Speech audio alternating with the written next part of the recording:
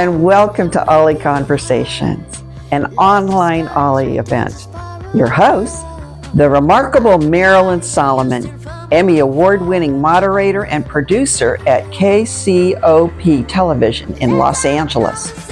Among her many honors, Ms. Solomon received an honorary office in the Most Excellent Order of the British Empire by the authority of Queen Elizabeth. Her guest, Professor Mark Robinson from Cal State San Bernardino. They will be discussing his new book, Washington State Rising, which chronicles the emergence of the civil rights movements in the Pacific Northwest. Tell me about Stokely, and I have a particular reason for that, because he showed up one day to do my show, and it was quite an experience. Okay. I think this was after he had written the book about Black Power, and he was fired up and ready to go, as they say. And by the end of the interview, it was like, hey, you want to leave your husband and come home with me? Sure, but you're interviewing me, so I will all directions. So yeah, Stokely Carmichael, right? So, for anyone who's not familiar, I would describe Stokely, to sort of summarize, as sort of the Malcolm X of his time. Mm-hmm. Malcolm X is known as being this very strong advocate for Black empowerment and kind of a self-sufficient kind of political vision of Black America.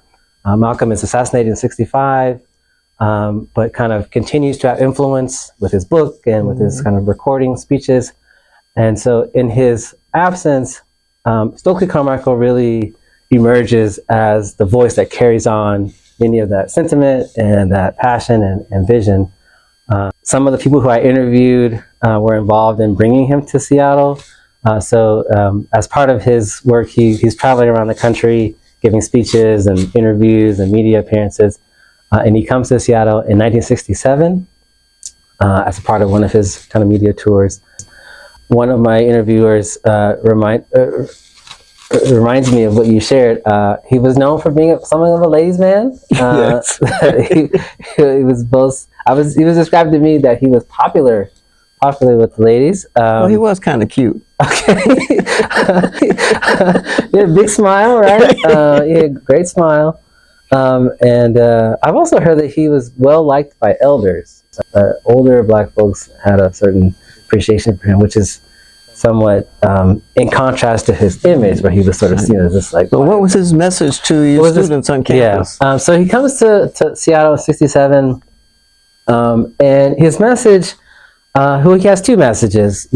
He speaks at the University of Washington during the kind of daytime to a mostly white audience, and he's talking about how the Black Power movement is not coming to kill white people, right? Which was the fear. It's not something that's trying to sabotage America or something. That it's really about. He's trying to explain that for African Americans, in terms of who has the political power in their communities, in their districts, who's elected or who has the influence on the policies that are passed, business and so forth. He's trying to say, we as African Americans feel and are disempowered. And we want to have more influence on where we live and where we choose to be. So that's kind of his message during the daytime. It's kind of like, don't stop panicking. And in the evening time, he speaks at Garfield High School, which was a high school in the kind of predominantly of color, historically Black community in the central part of the city. And it's a similar message, but it's a much more focus on we need to stop asking nicely. If we want justice, or we want rights, or we want opportunities, number one, don't be afraid to say it the way you want to say it, and sort of own your own voice in that sense. And then don't just depend on white folks to provide what we need, right? That through our own efforts and collaboration, so there's this kind of focus on empowerment, a focus on a sense of pride and, really Sort of like owning your own destiny. owning your own destiny, owning, your own sense of identity and valuing your community, and really sort of kind of like it's a new day. It's time for a new approach, one that is unabashed and unrestrained in its call for change. So how did your student group respond to him in terms of what happened after that? Did you take action? Did you organize? How did your BSUs and those two campuses sort of take shape? So by all accounts, it's a hit, right? I mean, like, it was a huge crowd. Thousands of folks are there, particularly for the evening speech, and for everyone who was there, they were changed. Many of them talked about that, what he said and the way he said it inspired them to, even on the basic level of how they identify themselves. So one of the folks I interviewed talked about how there was a shift from identifying as Negro to identifying as Black, and that this kind of linguistic shift really was reflective of a deeper sense of a kind of call to action to embrace both kind of Black and African heritage, but also to embrace a kind of more strident political movement, right? As opposed to Negro, which is associated with more assimilation and trying to be gentle in its asking and so forth. I guess fast forward a little bit. We have this appearance in '67. This is in the springtime. There's various kinds of related developments happening in the Black political scene. These things, but not just him, right? There's other national and local developments that are playing a role. Like Angela Davis is writing on prisons being obsolete, and the new Jim Crow, Michelle Alexander's book, both came out around that time. The Iraq War was kind of being debated and expanded. And so what we see is that kind of from that fall of '67 and into the next school year, or the next year of like spring '68, summer '68, a number of very confrontational, kind of outstanding protests that developed on the campus of the University of Washington and at Washington State University. Such as the biggest one being a protest / occupation sit-in of the president's office. why do they always want to occupy the president's office? Yeah. Well, why do they always want to occupy the president? They happen on so many college campuses. I mean, part of. So I think your question, is perceptive to sort of point out that these activists are sharing strategy. Yes, they are talking to each other. So one of the things that I found doing the research that was surprising to me, because I was thinking they would be somewhat isolated given the lack of easy technology, right. Email, no cell phones. How are they gonna? It's part of the reason why you have, this, president. But was there an assumption that the presidency was a seat of power for the campus that could make the changes that the students felt that they needed to push? Absolutely, yes, yes. There was a sense of if we put pressure here, there may be the faculty who has a role, or there may be the board of trustees or these other people, but this is a place where we can sort of put pressure, and it will, lead to the changes that we want. What happened? Did something change as a result of some of these activities?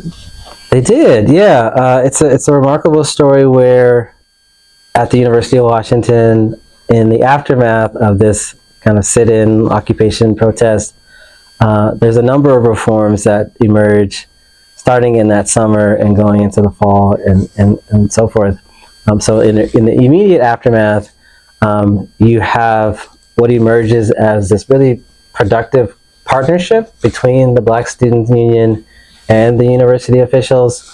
And one example of that is a recruitment drive where certain students of the BSU were hired and partnered with faculty and staff and traveled around the state recruiting more students of color. And so by the time you get to that fall, you have the largest increase of not only African Americans, but also Native and Latino students enrolling at the university. This then leads to, or I guess the efforts continue in the form of creating courses and academic advising and tutoring services, things that we would now think of as a, diversity affairs office or, sort of multicultural student services. Didn't exist at the time. But you see these things beginning to emerge along with Black Studies, which is also established by that fall, right after the sit-in.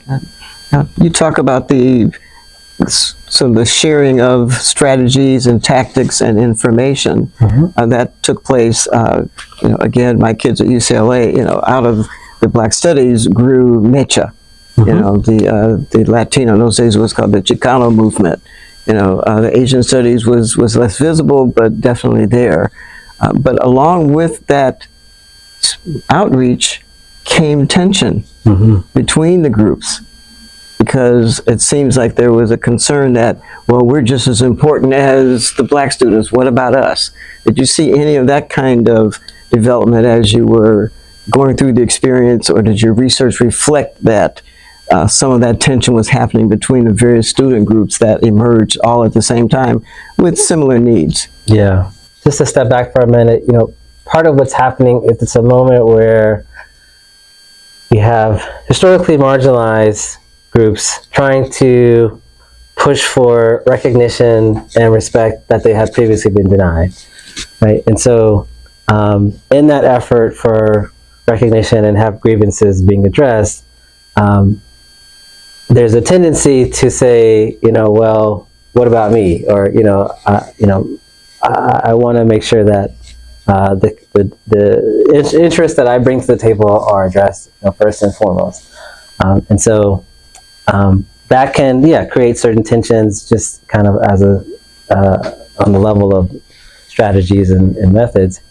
On the flip side, though, what I found in my research is, in the kind of early phase that I focused on, so kind of the first kind of inaugural year of the Black Student Union, in the kind of aftermath, there was a high degree of collective, like a interracial, intercommunity alliance building focus. Many of the students the Black students that I interviewed, talked about that. Early on, even from the earliest days, they saw the need for coalition building, and they saw that various communities of color in particular, but also poor whites, had grievances and legitimate issues that deserved to be addressed. And so in some of their earliest demand letters, they're advocating for other communities of color along with Black community. Some of the members of the Black Student Union were also non-Black people of color, right? That were sort of friends and collaborators who were actually accepted within the organization. And of course, we have to also acknowledge that this is the time of the kind of white student activism, opposition to the Vietnam War, against the Vietnam War, against and they were occupying the president's office too, right? Well, maybe the freeway, but they were occupying and protesting as well. Yeah, addressing a number of issues, the Vietnam War and the draft being the probably number one. And so this, a lot of my research kind of brought up this term third world consciousness, right? Whether it be thinking about the people in Vietnam, or whether it be thinking about, like Native people in the United States, or other, Black and relationships with other, you had the Great Boycott, or, around that time, a little bit later, and the farm workers struggle. There was a sense of, if you had a third world consciousness, it meant that you were sympathetic and you recognized how various kind of marginalized or third world peoples really should be in alliance together. They should, as best they can, proceed with shared goals. And I think that was really a part of the Black Student Union, from the start. Can you talk a little bit about where you were born and how'd your family end up where you were? Were you part of the migration from the South during the 30s through the 50s? I was, yeah. My grandmother, born and raised sharecropper, northern Louisiana.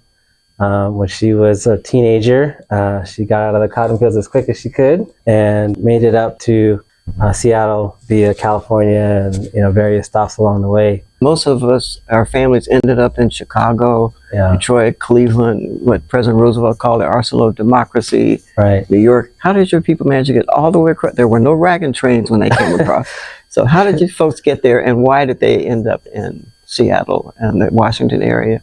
I mean, the easy answer was the World War II industry jobs. It's really during that World War period that the company expanded from a kind of regional, small, to much more larger corporations. But there was also shipbuilding. It was a large kind of maritime, industry. This makes sense because most people, when they think about the movement of Black people, they don't think about the West. Or if they think about the West, they think about Los Angeles, San Francisco, but to go all the way to Northwest. So this is helpful to put your studies into a context that you've had to deal with up there. Can you talk a little bit about the Panthers, the group called US?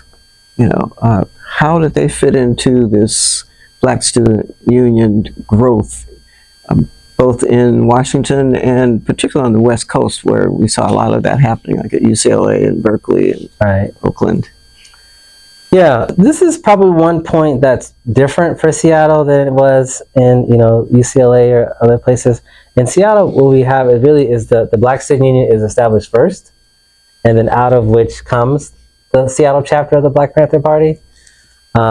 And the Panthers and other Black Power groups that are established, I didn't see us in Seattle specifically, but certainly that kind of Black cultural nationalism. Can you explain what US is? Sure. Us was. Yeah, so where should I start? So US was another organization, and it was within the Black Power movement. Right? So the Black Power movement, we should think of it as a kind of constellation, or there's various different groups. And so imagine that the Panthers are one group, the Black Student Union is another group, and there's several others, some that have more of a focus on labor and working conditions, some that are more focused on education and students, some that are more community and politics. That would be kind of the Panthers. And US was more focused on kind of a community focus, but also much more on like cultural expressions of kind of a new sense of Blackness, historical and those kind of things. So doing things like embracing an African heritage. The holiday Kwanzaa is a great example, comes out of us.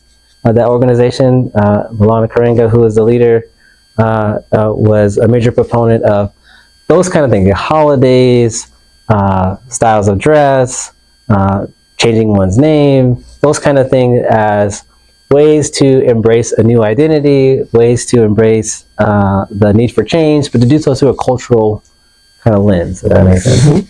So that's us. The Panthers, by contrast, are much more focused on policies, politics, and kind of confronting law enforcement and things that community welfare also. Yes, as well. Things that are. For my research, what I definitely see is that the Bay Area is a big influence on Seattle. There's a strong connection.